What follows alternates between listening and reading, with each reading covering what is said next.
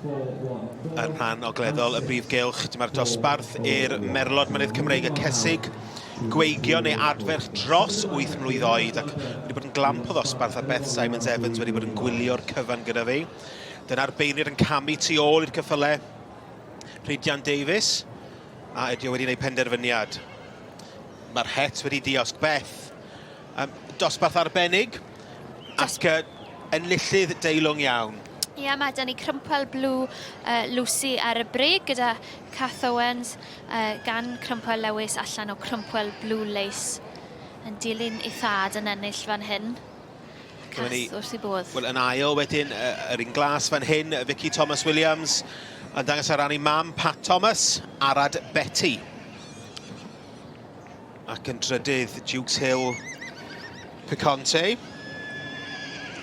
Cyn enillydd eto yma yn y sioe, sydd yn dangos y safon trwyddi Beth, trwy'r cystadlaethau yma.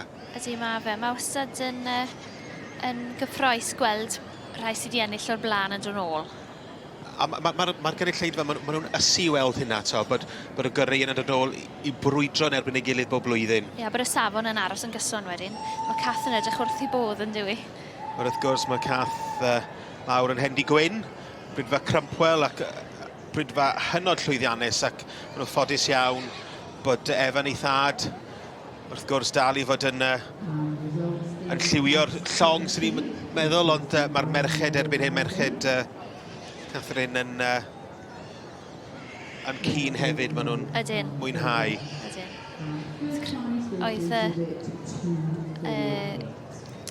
o dad yn yr eisteddle ddo, Evan, yn cael cipolwg dros bopeth. Dwi'n siŵr fydd dy fe digon i weid am beth fel maen nhw wedi gwneud heddi.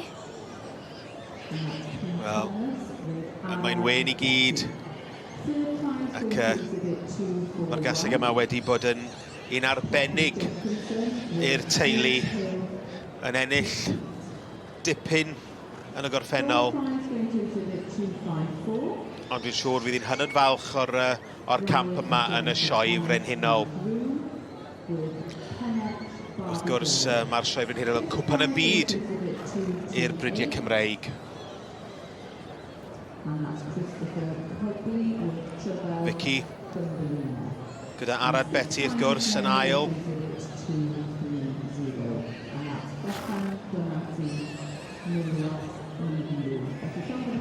Wel, yndi, mae'n amlwg Beth yn golygu lot.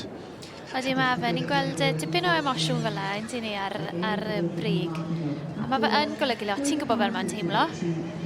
Ti mor browd a dipyn o ryddhad a pob math o emosiynau mynd trwy'r meddwl. Mae hyn yn misoedd o baratoi, dydy?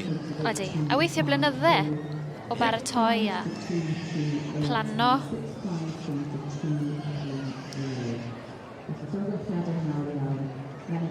Wel, Crumpel Lewis, tad y gaseg yma, wedi bod yn ffefryn yn y gorffennol.